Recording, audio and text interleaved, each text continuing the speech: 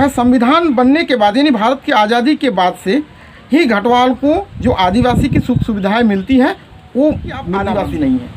उनका कहना है, सरकार का कहना है कि हम ओबीसी है। तो हमारा ये सवाल है कि हम चूँकि आदिवासी थे तो किस नोटिफिकेशन के तहत, किस तिथि में, किस परिस्थिति में हमको ओबीसी बनाया गया, सरकार इसका जवाब दे। नमस्कार, जोहार, आदाब। मैं हूँ आपका आज़ाद और आप देख रहे हैं जोहार न्यूज़। आज मेरे साथ वैसे शख्स बैठे हुए हैं जो पहचान की मोहताज नहीं है और इसकी शख्सियत जो है इस पूरे क्षेत्र में प्रचलित है। चाहे ठंड हो, गर्मी हो, बारिश हो, सूखा हो, यदि किसी की मदद की ज़रूरत पड़ती है तो ये बिना देरी किए उस तक पहुंचते हैं। जहां तक जो हेल्प करने की ज़रूरत हो उस तक वो मुहैया कराते हैं। जी हाँ, मैं आज बात कर रहा हूं जीतलाल राय की, जो घटवाल समाज का प्रतिनिधित्व करते हैं। आज आपका जोहार न्यूज़ में बहुत बहुत धन्यवाद। नमस्कार। तो जीतलाल राय जी, आप जो आज सामाजिक रूप से जो जुड़े हुए हैं, तो ये प्रेरणा आपको कहाँ से मिला? जी, मैं सबसे पहले तो आपके जो दर्शक है सबको मैं नमस्कार करना चाहूँगा और अंग्रेजी नववर्ष का शुभकामना मैं देता हूँ। आप बहुत अच्छा क्वेश्चन किए हैं कि कहाँ से मिली। मैं जब छोटा था, जब मैं झारखंड आया, मेरा जन्म जो है असम में हुआ था और मेरे पिताजी रिटायर होके जब यहाँ पर अपना पैतृक संपत्ति पर बैठे तो हम लोग देखे कि यहाँ पर हमारे समाज की स्थिति बहुत ख़राब है। वैसे हमारे ही समाज नहीं, जो भी झारखंड में रह रहे हैं उनकी स्थिति बहुत ख़राब है। तब एक माहौल बना था कि नहीं, झारखंड जो है बिहार से अलग हो रहा है। तो एक उस समय हम लोग दोष दे दिया जाता था कि नहीं, बिहार में झारखंड सम्मिलित है, इसलिए जो हिस्सेदारी आती है वो बिहार को चला जाता है या बिहारी लोग खा जाते हैं। अब झारखंड चूँकि अलग हो गया है, एक अच्छा संदेश ऐसा मिला था और हम लोग ने काफ़ी खुशी यहाँ रामगढ़ में मनाया था। तो मैं समझ नहीं पा रहा था, लेकिन इतना ज़रूर पता था कि झारखंड अलग हुआ है, झारखंड का विकास होगा। तो शुरू में तो लगभग ठीक रहा, लेकिन वर्तमान में जो झारखंड की स्थिति है, ऐसा नहीं लग रहा है कि बिहार से अलग होने के बाद झारखंडियों को कुछ भला हुआ है सिवाय नेताओं का।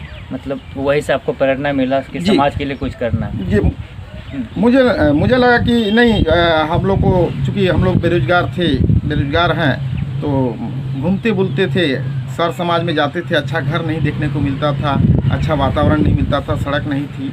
तो हम लोग को लगा कि नहीं, धीरे धीरे इस मुकाम तक पहुंच गए कि मदद लोगों को करना चाहिए और हम लोग धीरे धीरे इसमें आ गए। हम लोग को कोई सलाह नहीं दिया था कि आपको समाज सेवा करना चाहिए। चलिए, तो आप जैसे कि घटवाल जाति से बिलोंग करते हैं, लेकिन हम लोग अक्सर किताबों में जो इतिहास पढ़े हैं और उस इतिहास को देखते हैं, और हम जिस क्षेत्र से बिलोंग करते हैं, संथाल परगना झारखंड से, और यहाँ के इतिहास को आज हम समझने की कोशिश करते हैं। घटवाल का इतिहास और घटवाल की इतिहास क्या रहा और वर्तमान में आज घटवाल की स्थिति क्या है? जी, घटवाल का जहाँ तक इतिहास है, इसके बारे में मुझसे बड़ा प्रकांड पंडित है जो इतिहास के बारे में जानते हैं घटवाल का। लेकिन इतना तो है, लिखित रूप से आज भी आप देख सकते हैं कि घटवाल कभी आदिवासी हुआ करता था। जिस तरह से संथाल आदिवासी है, उस समय घटवाल भी आदिवासी हुआ करता था। ये हमारे पास डॉक्यूमेंटली प्रूफ है और कई जगह में हम लोग का आंदोलन चल रहा है। पिछले हमारा 1-2 वंश जो है इस आंदोलन करते करते गुजर गए, कोई माने कुछ हासिल नहीं हुआ। अब हम लोग इस अभियान को छेड़े हुए हैं। तो हम लोग जो इतना दिन जो हम लोग इस अभियान में चले हैं, तो इसमें हम लोग को ये हासिल हुआ कि हम लोग कभी आदिवासी हुआ करते थे। और घटवाल जो है संविधान बनने के बाद यानी भारत की आज़ादी के बाद से ही घटवाल को जो आदिवासी की सुख सुविधाएं मिलती हैं वो मिलना बंद हो गया। और इसका नतीजा ये है कि आज हमारे समाज, सिर्फ झारखंड ही नहीं, पूरी झारखंड के अलावा बंगाल, उड़ीसा और असम, बिहार में भी झारखंड का आपको एक दरोगा तक अगर मिल गया नसीब में तो बहुत बड़ा भाग्य है। चौकीदार चूँकि पैतृक हुआ करता था, वंशज हुआ करता था, चौकीदार हम लोग को मिलेगा, कोलवड़ी का नौकरी मिलेगा कहीं कहीं, ज़्यादातर अनुकंपा में नौकरी मिलेगा। लेकिन आप बोलिएगा मैंने इंटरव्यू पेश करके या फिर मेरिट से नौकरी ले रहा है, ऐसा कहीं अगर मिल गया तो समझ लीजिए बहुत नसीब वाले वो लोग होंगे। इसका कारण ये है कि इसको जो है आज़ादी के बाद से अधिकार से वंचित रखा गया। और दूसरी बात ये है, जाति एक ही है घटवाल, लेकिन आप देखिएगा किसी पर्चा में घटवाल है, किसी पर्चा में घटवार है, किसी पर्चा में भूया है, और कहीं कहीं तो ऐसा है अगर 2 जगह ज़मीन है और 2 पर्चा है तो एक में भूया और एक में घटवाल है। तो ये अब सूची में चूँकि अब जब हमारे प्रखंड में भी सूची देखिएगा, घटवार को ओबीसी में रखा है। अब जब घटवार को ओबीसी में रखा है तो घटवाल का सर्टिफिकेट ओबीसी का भी बनना मुश्किल हो गया। आप जामा जाइए, पोड़ियाहाट जाइए, ओबीसी का भी सर्टिफिकेट नहीं बन रहा है। और उसी का एक कैटेगरी है आपका भूइयाँ, भूइयाँ को एससी दे रहे हैं। तो इस तरह से जो एक डिवाइड कर दिया गया है, तो वो जो अंग्रेज डिवाइड एंड रूल जो पॉलिसी अपनाती थी, तो मुझे लगता है कि भारत सरकार भी ये अपनाया है। और ये ओबीसी बनाकर, इसको ओबीसी बनाकर हमारे समाज का जो है पूरा जगह ज़मीन जो है लूट लिया गया है एक समाज से। अब जबकि सीएनटी से इसको बाहर कर दिया, एसपीटी से इसको बाहर कर दिया कि आदिवासी का दर्जा जैसे हटता है तो वो स्वतः उस कानून से बाहर हो जाता है, जो कानून संथालों पर लागू होता है, जो कानून पहाड़िया पर लागू होता है, जो कानून मोहली पर लागू होता है, भील खोल पर लागू होता है, उस कानून के दायरे से ये बाहर हो जाता है। और इसकी ज़मीन को जो है बंदर बांट किया गया है। और मकसद शायद यही रहा होगा कि सबसे ज़्यादा ज़मीन चूँकि घटवालों का है, इसको ऐसे करके इसकी सारी ज़मीन को जो है लूट लिया जाए। और अब हम लोग जो है इस पर बहुत सारा आंदोलन कर रहे हैं। हमने कोर्ट भी गया, हाँ, एक भूमि से सर्टिफिकेट भी बन रहा है। सर्टिफिकेट बनने के बाद हमने नॉमिनेशन भी किया था। लेकिन इतना बड़ा नॉमिनेशन जो संथाल समाज संथाल परिणाम का जो एक बहुत बड़ा माहौल बनना चाहिए था नॉमिनेशन करने के बाद, आप समझ सकते हैं एक अनुसूचित क्षेत्र में मैं, चूँकि अगर सरकार के हिसाब से हम ओबीसी हैं, हम कैसे नॉमिनेशन कर लिए। अब हमको नॉमिनेशन से रद्द कर दिया गया यह कह के कि आप आदिवासी नहीं हैं। उनका कहना है, सरकार का कहना है कि हम ओबीसी है। तो हमारा ये सवाल है कि हम चूँकि आदिवासी थे तो किस नोटिफिकेशन के तहत, किस तिथि में, किस परिस्थिति में हमको ओबीसी बनाया गया, सरकार इसका जवाब दे। लेकिन सरकार के पास कोई जवाब नहीं है, कोई जवाब नहीं। चलिए, तो ये तो स्थिति है सरकार की, और कहीं ना कहीं मंशा है। हम तो काफ़ी घूम रहे हैं और देख रहे हैं कि कई ऐसे महल भी हमें देखने को मिल रहा है जो घटवार समाज का, जो राजा महाराजा का समाज है रहे हैं शायद पहले, और ज़मीन भी देख रहे हैं काफ़ी संख्या में है।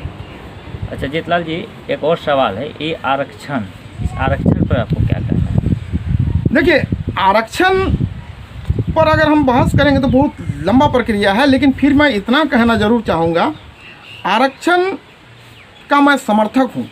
लेकिन एक तरह से कहा जाए कि आरक्षण ही इस देश को आगे शायद बढ़ने नहीं दे रहा है, ये भी कहना सही है। और आरक्षण का मैं समर्थक हूँ।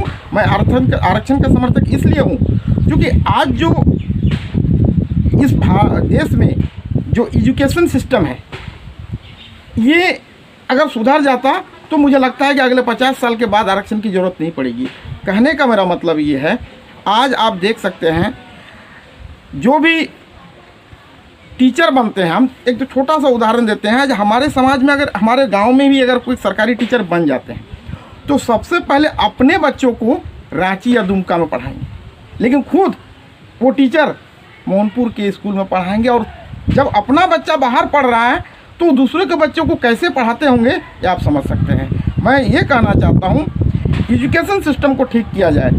यहाँ अब जब कह रहा है, कभी कभी मुद्दा उठता है कि नहीं सबके लिए एक कानून होना चाहिए, सबके लिए एक संविधान होना चाहिए, तो मेरा ये डिमांड है कि एजुकेशन सिस्टम भी एक होना चाहिए। यानी जो जिस जगह में नौकरी करता है शिक्षा विभाग में, जो जिस जगह का MP MLA बनता है, यहाँ तक कि जो मुखिया तक जो बनता है, वो भी अपना बच्चा को अपने पंचायत से दूसरे जगह पढ़ाने ले जाते हैं। अगर उसका बच्चा उसी के स्कूल में पढ़े तो देखिएगा खुद ब खुद निःशुल्क एजुकेशन सिस्टम लाना चाहते हैं। निःशुल्क एजुकेशन सिस्टम मतलब सरकारी स्कूल को दुरुस्त कर दे।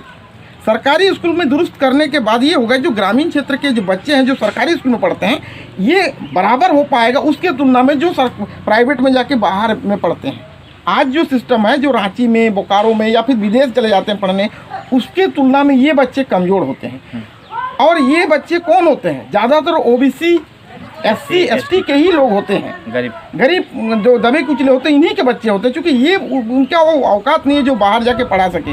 और जब कंपटीशन होता है, अगर आरक्षण नहीं होगा तो इसको ये कभी भी ज़िंदगी में उसका टक्कर नहीं दे पाएगा, जिसके कारण जो है आरक्षण जरूरी है। अगर ये एजुकेशन सिस्टम ख़त्म कर दे तो मैं भी मांग करूँगा कि नहीं, आरक्षण की अब आवश्यकता नहीं है। आज हमारे समाज को लीजिए ना, हमारे समाज में एजुकेशन सिस्टम माने एजुकेशन के मामला में एकदम पिछड़ा हुआ है। तो यही कहना है। तो ये कहना है कि एजुकेशन सिस्टम आज भी हमारे झारखंड में बहुत निम्न स्तर पर है। वो भी हम लोग देख रहे हैं। आप लोग भी गांव घूमिएगा, पंचायत घूमिएगा, तो आप लोग सभी को देखने को मिलेगा अब झारखंड का जो एजुकेशन सिस्टम है, गांव देहात में ही जाएंगे तो बहुत ज़्यादा पिछड़े हैं। मतलब 8वीं तक 7वीं तक लोग पढ़ते पढ़ते ख़त्म हो जाते हैं, और कहीं ना कहीं सरकार की जो कुव्यवस्था है उसके कारण से ही हो रहा है। और जितना जी ये पूछना था कि झारखंड का बना 21 साल हो गया है, आज़ादी हमें हुआ 75 साल हो गया, और संथाल परगना का बना 166 साल हुआ है। तो संथाल परगना अब कितना बदला? देखिए, दुर्भाग्य है हम लोगों का। आज हम जो दुमका ज़िला में आते हैं, ये झारखंड की उप राजधानी का है, और दुमका ज़िला एक इतना अच्छा प्राकृतिक यहाँ माहौल है, लेकिन यहाँ पर नेतृत्वकर्ता सही नहीं चुनने के कारण आज झारखंड धीरे धीरे, नहीं दुमका या संथाल पर ना कहें, धीरे धीरे पिछड़ते पिछड़ते आज इसी के साथ में आपका छत्तीसगढ़ और उत्तराखंड भी अलग हुआ था, उसके तुलना में हम बहुत पीछे चले गए हैं। इसका कारण है यहाँ का नेतृत्वकर्ता। आप जान लें बरहेट से, हम उदाहरण देते हैं, एक बरहेट से माननीय मुख्यमंत्री विधायक बनते हैं। आज बरहेट कभी आप चले जाइए, मैं आपसे आग्रह करूंगा कि कम से कम बरहेट की भी स्थिति आप दिखा दीजिए, तो आपको मुख्यमंत्री का कार्यशैली का अंदाजा आपको लग जाएगा। मैं इतना ही कहूँगा, कहने का मेरा मतलब है कि नेतृत्वकर्ता बिल्कुल ही गलत लोग चुन रहे हैं, और यहाँ की जो कहीं ना कहीं जनता भी दोषी है। जनता इलेक्शन में इस चीज़ को कभी नहीं देखा है। खास करके मैं सीधे, चाहे बुरा माने चाहे अच्छा माने, आदिवासी समाज यानी संथाल समाज कभी भी अपने नेतृत्वकर्ता पर दबाव नहीं बनाया है, क्योंकि जो नुकसान यहाँ हो रहा है, क्योंकि उसको आरक्षण का लाभ ले रहे हैं जो पढ़े लिखे लोग हैं, जिसको नौकरी मिल गया, अपने बच्चे को बाहर पढ़ा रहे हैं। यानी मैं सीधे आरोप लगाता हूँ, कहीं ना कहीं आदिवासी समाज के जो नेता हैं वो कहीं ना कहीं दोषी हैं इस दुमका जिला या संथाल परगना को पिछड़ा करने में। उनका बहुत बड़ा योगदान है। यानी संथाल परगना यदि पिछड़ा है तो कहीं ना कहीं संथाल परगना का लोग ही दोषी है, क्योंकि वो अपने अपने नेताओं पर दबाव नहीं बना सकते हैं। जितलाल जी, आपको सारे लोग देख रहे हैं और युवा भी देख रहे हैं, तो आप युवाओं के बीच में क्या संदेश देना चाहते हैं? देखिए, युवाओं को सबसे पहले किसी भी पार्टी का ब्लाइंड सपोर्टर नहीं होना चाहिए। आज ये देश, ये झारखंड या पूरे देश को ले लें, ये ब्लाइंड सपोर्टर बहुत खतरनाक चीज़ होता है। यानी मेरे दादा परदादा जिसको वोट दिया, मेरे पिताजी भी उसको वोट दिया, आज हमारी भी मजबूरी ये हो जाती है, क्योंकि हम ब्लाइंड सपोर्टर हैं। मैं खानदानी वोटर हूँ, उसका काम को हम कभी देखते नहीं है कि ये आदमी जो चुनाव जीत के गया है, पिछले अगले 5 साल में क्या करेगा और पिछले 5 साल में वो क्या किया है, हम इसको कभी भी मूल्यांकन नहीं किए हैं। हम लोग सिर्फ, नहीं मेरे दादा परदादा फलना को वोट दिया, हम लोग भी देंगे, नहीं हम लोग तो कुछ हो जाए हम लोग वोट इसको देंगे। ये कारण ये है इस देश को, इस राज्य को धीरे धीरे पीछे ढकेलने में ये ब्लाइंड सपोर्टर नाम का जो चीज़ है ना, ये शख्स है, ये बहुत बड़ा खतरनाक होता है। इसी के कारण इस जो स्थिति पैदा हुई है। आप जामा विधानसभा से हैं, हमें लगता है कि ये विधानसभा पूरे संथाल परगना में सबसे पिछड़ा है हर मामले में, चाहे रोजगार के मामला में हो, किसान के खेती के मामला में हो, सड़क के मामला में हो, पानी के मामला में हो। तो इस पर आपका क्या कहना है? देखिए, जामा विधानसभा या दुमका जिला से में सबसे ज़्यादा संथाल समाज वास करते हैं, और उनके लिए तो ये अच्छी बात है कि यहाँ का नेतृत्व संथाल समाज के नेता कर रहे हैं। लेकिन अफसोस इस बात की है, मैं फिर उसी बात को दोहराना चाहूँगा, माननीय शिबू सोरेन यहाँ पर कई सालों से सांसद चुने गए हैं। दुमका लोकसभा के अंदर हमारा विधानसभा भी पड़ता है, रामगढ़ प्रखंड भी पड़ता है। अब उनका बेटा यहाँ का स्वर्गीय माननीय दुर्गा सोरेन जी यहाँ का विधायक रहे हैं। वो भी कहीं ना कहीं दोषी थे। अब माननीय जो हमारी भाभी जी हैं, सीता सोरेन जी हैं, इनका भी कार्यशैली लगभग ठीक नहीं रहा है। ना ही ये कभी स्कूल का जो गार्डिंग कर रहे हैं, ना ही ये स्वास्थ्य विभाग का गार्डिंग कर रहे हैं। स्कूल में जो बाहर से जो शिक्षक आए हुए हैं वो किस तरह से पढ़ाते हैं, आप कभी अपने हिसाब से, मेरी बातों पे नहीं आइए, आप बिहार क्षेत्र में जाइए, स्कूलों की क्या स्थिति है, कितने बजे शिक्षक आते हैं, और सारा मैनेज में चल रहा है यहाँ। चाहे उनके एजुकेशन डिपार्टमेंट के जो अफसर है, ये भी नेताओं से मिले हुए हैं। यहाँ तक कि आप भी शायद अपने कार्य को नहीं निभा रहे होंगे। अगर आप भी अपने कार्य को अगर मुस्तैदी से निभाएंगे तो कुछ ना कुछ सुधार होगा। एजुकेशन सिस्टम जामा का, स्कूल का जो है, स्वास्थ्य विभाग का जामा और रामगढ़ का लें तो बिल्कुल ख़राब है। आजकल कुछ कुछ सुधार में आया है, लेकिन इसमें नेताओं का योगदान नहीं है। शायद कुछ हुआ होगा ऐसा, धीरे धीरे देख रहे हैं थोड़ा थोड़ा सुधार हो रहा है। लेकिन अगर MP MLA इस पर ध्यान दे, मुखिया खास करके जो मुखिया चुनी जाती है हमारे क्षेत्र से, इनको भी पता नहीं अपने पावर का कि हमारा कितना पावर है, ये भी मिसगाइड होती है। और डिपार्टमेंट तो खैर उसका कहना ही नहीं है, मतलब ख़राब स्थिति है यहाँ का। चलिए, बहुत बहुत धन्यवाद, आपने आज जौहार न्यूज़ के साथ समय दिया, और तमाम व्यूअर्स जो आज देख रहे हैं उनका भी धन्यवाद। आप लोग चैनल को लाइक करें, शेयर करें। नमस्कार।